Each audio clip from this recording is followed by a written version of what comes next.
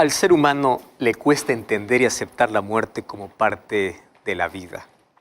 Salomón escribió que Dios colocó en el corazón humano el deseo de poder vivir y vivir eternamente. Sabes que todos deseamos encontrar una explicación que pueda satisfacer nuestro corazón cuando enfrentamos a la muerte. Porque vienen preguntas, ¿qué sucede cuando una persona muere? Y es interesante analizar algunas creencias que hoy existen sobre la muerte. Por ejemplo, el espiritismo y varias religiones orientales dicen que la muerte es apenas una apariencia. O sea, cuando una persona muere, la persona no muere en realidad, sino que va a otros planos de existencia. En el hinduismo se cree en el samsara. ¿Qué cosa es el samsara? Significa que la vida presente es el resultado de existencias anteriores, a través de una ley que ellos conocen como la ley del karma. Nuestros hermanos católicos creen que los muertos van al cielo o al infierno o al purgatorio. El purgatorio es un supuesto lugar que está entre el cielo y el infierno, donde las personas sufren, pues bueno, y allí las personas sufren y pueden purificarse. Y entonces allí se purifican dependiendo de sus obras. La mayoría de las denominaciones cristianas creen que los salvados van al cielo inmediatamente después de la muerte. Y también creen que los malos serán quemados eternamente en el infierno después del regreso de Jesús. Si te das cuenta, todas estas creencias tienen algo en común, que se llama inmortalidad del alma. Y ya vimos en el programa anterior que el primer argumento que el diablo colocó en el jardín del Edén es contradecir la palabra de Dios que había dicho en el Edén. Cuando vamos a Génesis capítulo 2, versículo 17, la orden de Dios fue clara. Y la palabra de Dios decía, el día que comieres del fruto de este árbol vas a morir. Pero entonces viene el diablo en Génesis capítulo 3, versículo 4, dice que el diablo le dice, no moriréis. Es decir, lo que el diablo está diciendo es lo siguiente. Cuando mueres, aunque vayas a la sepultura, seguirás vivo. O algo de ti continuará vivo. Fíjate bien con lo que el diablo dice. No moriréis. Cuando vas a morir, vas a continuar vivo. Y de allí sale el concepto que cuando el ser humano muere, va a la sepultura, pero el alma continúa viva. O sea, algo todavía vive. Y el alma sale del cuerpo para continuar viviendo en algún lugar. Ahora fíjate una cosa. En el hebreo, que es el idioma original en el cual se escribió la Biblia, la palabra alma es la palabra nefesh y aparece unas 755 veces en el Antiguo Testamento. Y en el idioma griego que se escribió en el Nuevo Testamento, la palabra es psiche. Ahora, presta atención aquí. Tanto en el hebreo como en el griego, la palabra alma significa tres cosas. Alma significa vida, persona o mente. Voy a repetir esto. Alma significa vida, persona o mente. Jamás alma en la Biblia significa una parte que sale del cuerpo. Ahora, ¿por qué necesitamos ir al idioma original para tener una mejor explicación de ciertas palabras? Porque aquellos que conocen más de un idioma saben que al momento de traducir una palabra de un idioma para otro, puede perder su fuerza o puede tener otro significado. Yo te voy a colocar aquí un ejemplo muy práctico. En español, la palabra exquisito significa delicioso, agradable. Y yo puedo decir, el almuerzo de hoy estuvo exquisito. Y los que saben español van a entender que me gustó muchísimo. Sin embargo, la misma palabra exquisito en portugués significa algo extraño. Si yo uso la misma palabra en portugués, me van a entender que el almuerzo no estuvo bueno, que no me gustó, que fue extraño. Mientras para uno la palabra puede alegrarlo, para otro puede entristecerlo. Ahora, va a depender del contexto y va a depender del idioma. ¿Me estás entendiendo? Entonces, la Biblia fue escrita en hebreo, en arameo y en griego. No fue escrita en español. Entonces, cuando leemos la Biblia, tenemos que entender el pensamiento hebreo. Y tenemos que ir al idioma original para encontrar su verdadero significado, porque muchas palabras pueden ser entendidas según nuestra cultura, según nuestras creencias, Entonces, la misma palabra que allí en el oriente significa una cosa, en el occidente significa otra cosa. ¿Entendiste aquí la ilustración que hice? Entonces, la palabra alma en la Biblia, en el idioma original, significa vida, significa persona, significa mente. Cuando yo leo en la Biblia la palabra alma, la Biblia no me está diciendo que es algo que sale del cuerpo.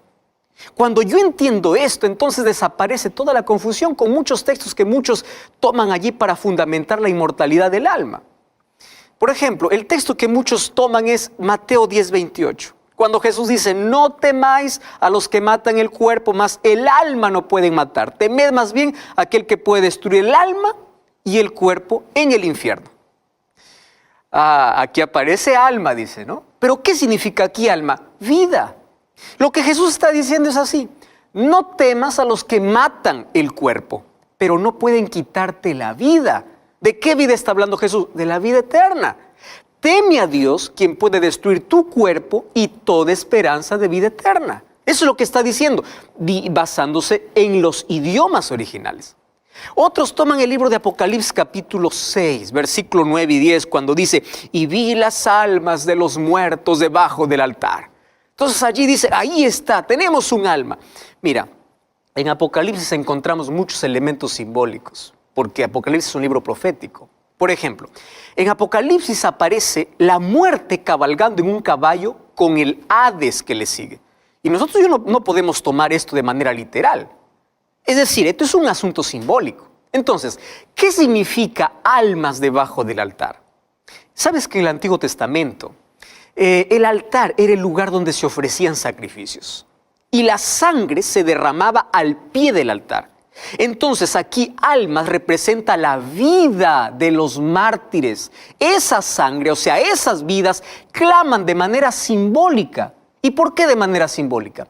¿Recuerdas cuando en Génesis capítulo 4, versículo 9 y 10, Dios le dice a Caín, la sangre de tu hermano Abel clama? ¿Significaba que la sangre estaba clamando? No, era un símbolo.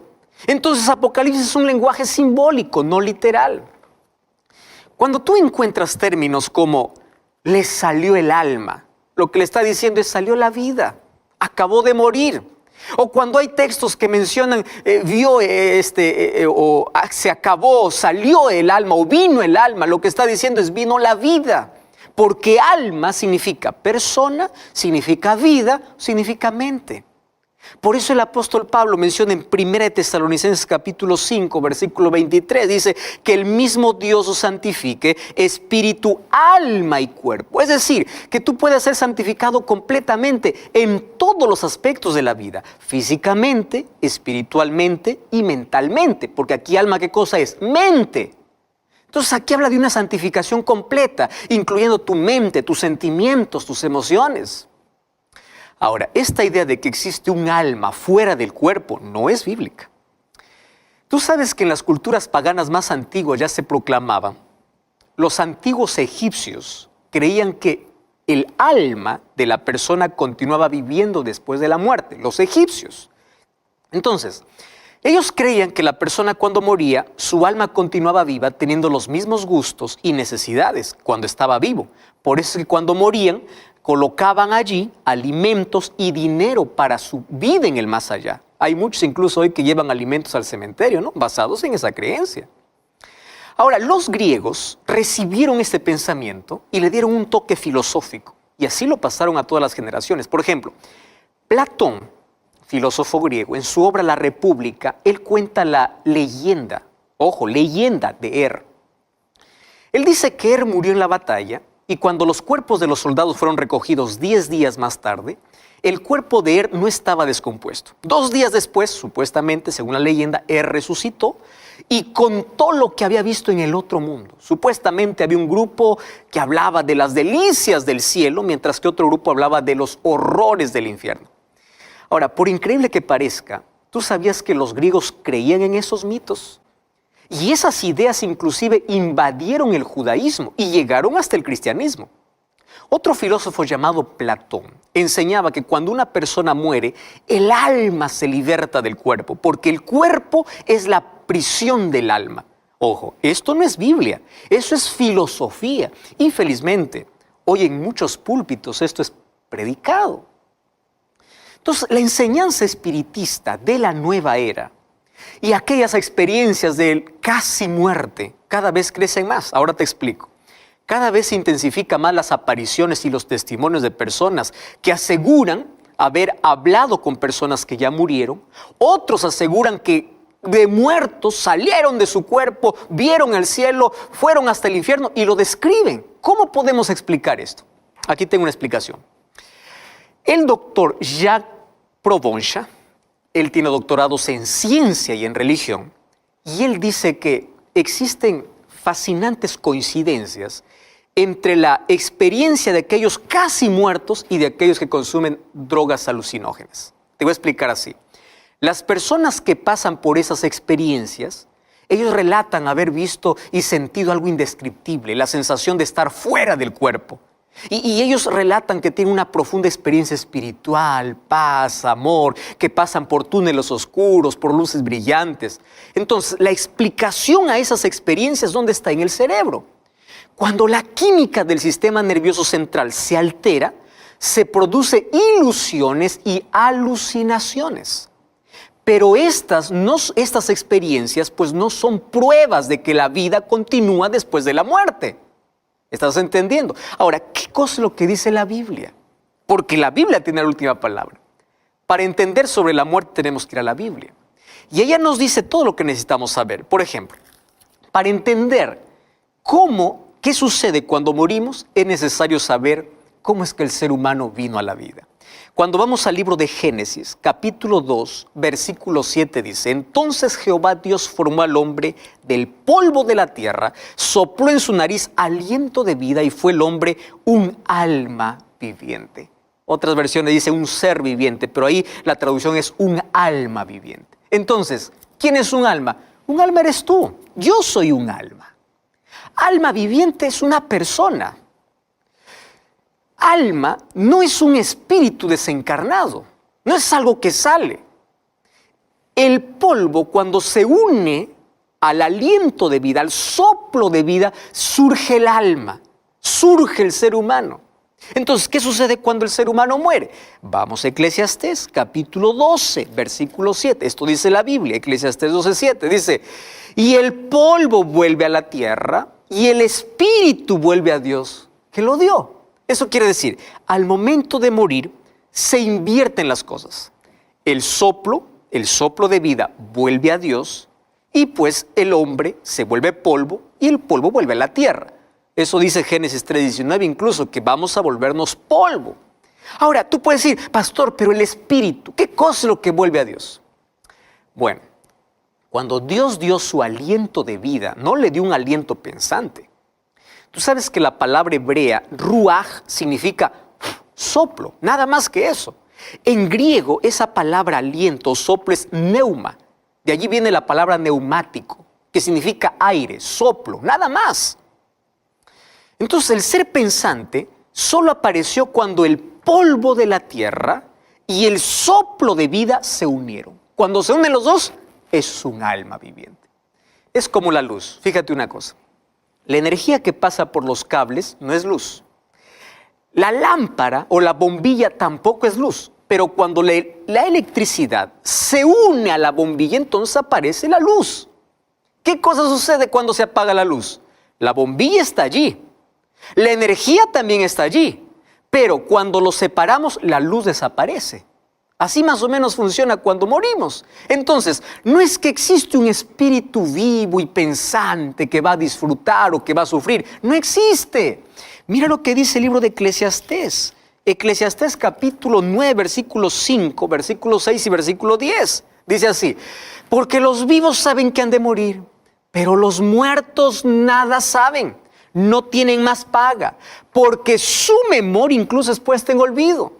También su amor y su odio y su envidia acabaron.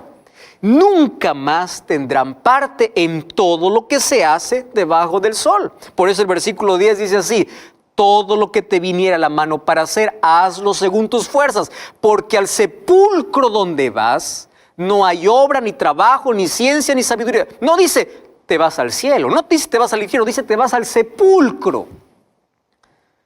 La Biblia es clara y es categórica al afirmar que cuando el ser humano muere se acabó. La persona que muere queda en un estado total de inconsciencia y no tiene ninguna actividad debajo del sol. Mira lo que dice el libro de Job, capítulo 7, versículos 9 y 10. Como la nube se desvanece y se va, así el que desciende a la sepultura o al Seol no subirá, no volverá más a su casa, ni su lugar se conocerá más. O sea, no piensan más, no sienten nada. Cuando vamos al libro de Salmos, capítulo 146, versículo 4, dice, pues sale su aliento y vuelve a la tierra y en ese mismo día perecen sus pensamientos. Entonces, ¿cómo podemos explicar aquellas historias de personas que dicen que pueden comunicarse con sus seres queridos que ya murieron, que pueden escuchar su voz y pueden verlo de diferentes maneras? Fíjate una cosa. En la Biblia ya encontramos una sesión espiritista. Cuando vamos a 1 Samuel 28, un día el rey Saúl, cuando se había separado de Dios en su desesperación, fue a una pitonisa en Endor para hablar con el profeta Samuel que ya había muerto. La Biblia dice que Saúl habló con un supuesto Samuel, que apareció y le dijo que su fin había llegado. Mas, ¿fue Samuel quien apareció allí? No. Cuando vamos al libro de Primera de Crónicas, capítulo 10, versículo 13, dice así: y murió Saúl a causa de su rebelión contra la palabra de Jehová, el cual no guardó, y porque consultó a una adivina y no consultó a Jehová. Ahora, si el verdadero Samuel hubiese aparecido para hablar con Saúl, entonces no se contaría como rebelión contra Jehová, porque Samuel era un profeta del Señor. ¿Qué sucedió? Satanás junto a sus demonios se dedican a engañar a las personas, tomando la forma o la voz de quienes ya murieron y se presentan en las sesiones espiritistas. A veces se disfrazan de fantasmas, haciendo creer a las personas que son almas que penan, almas que deambulan. Si ellos dan credibilidad a esas fábulas y leyendas, ¿sabes para qué? Para contradecir lo que dice la Biblia. Según de Corintios 11:14 dice que el diablo puede disfrazarse como un ángel de luz, puede hacer milagros sorprendentes. No todo milagro viene de Dios. Tú debes tener mucho cuidado. Tú debes tener mucho cuidado porque si la Biblia no lo autoriza, si la Biblia no lo dice,